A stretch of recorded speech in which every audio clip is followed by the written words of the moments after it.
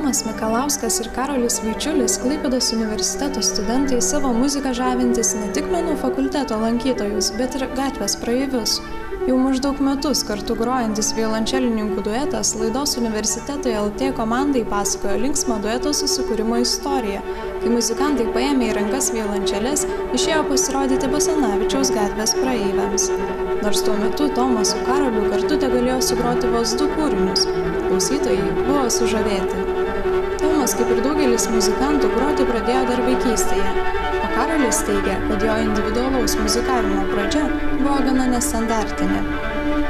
Kai mano istorija tai yra kitokia, ne tik stereotipinė, nes realiai muzikantai pradeda groti nuo mažų jaunų dienų. Jūs ten atvedė tėvai į muzikos mokyklas, į gimnazijas ir panašiai. Ir jie nuo mažų dienų groja. Mane mama atvedė 6 metų muzikos mokyklą ir aš metus pasimokiau ir tada nusprendžiau mesti. Ir jie sutiko su manim, sako, gerai, sako, aš tas neversiu, mečiau ir tada, kai man buvo 14, 15, 16 metų kažkas tai tokio, aš sakau, kad aš pats noriu pradėti groti. Jau ne vienerius metus muzikuojantys Tomas ir Karolis nusprendė savo ateitį sieti su muzika, o priimti tokį sprendimą jų teigimu nebuvo sunku. Iš tikrųjų, tai apsprendimas mūsų yra labai paprastas. Kai 12 su viršų metų pagroji vienu instrumentu, kaip ir pasirinkimas yra labai aiškus, ką toliau veiksi. Aš galvoju kartais tiems kitiems studentams, kurie, pavyzdžiui, mokosi visus tuos dalykus bendrus ir tada reikia rinktis, tada jiems yra sudėtinga, tada kyla labai daug klausimų, kur. Gal aš noriu būti mechanikas, gal aš noriu būti fizikas, gal aš noriu būti reporteris. O mums kažkaip paprastas šitas dalykas. Mes turim savo kelią, juo einam, juo tikim. Muzikuojantis duetas džiaugiasi Klaipėdos universitete suteikiamomis studijų sąlygomis, dėstytojų kompetentingumu bei mokesčių už mokslą lengvatomis.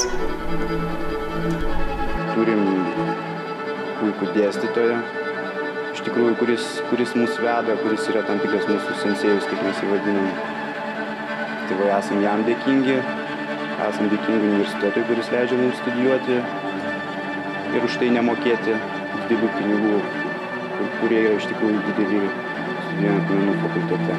Pasakodamas apie gana užimtą, bet kupiną įspūdžių vasarą, Tomas prasitarė apie paruoštą naują programą, kurioje skambės ne vien violončelininkams įprasta klasikinė muzika. Mes čia esam pasiruošę tokią truputėlį kitokią komplektaciją. 2 čelės lyg tai ir atrodo, kad tai bus klasika, Mocartas, Vivaldis.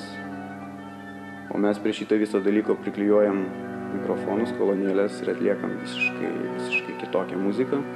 Tai yra iš tikrųjų tam tikra klasika, tai yra populiarioji klasika. Sako gal popsas, bet ne visas popsas yra paviršutiniškas. Laidos Universitetai LT kūrybinė komanda džiaugiasi talentinguoju duetu ir kiekvienam linki atrasti savo kelią bei drąsiai juo žengti.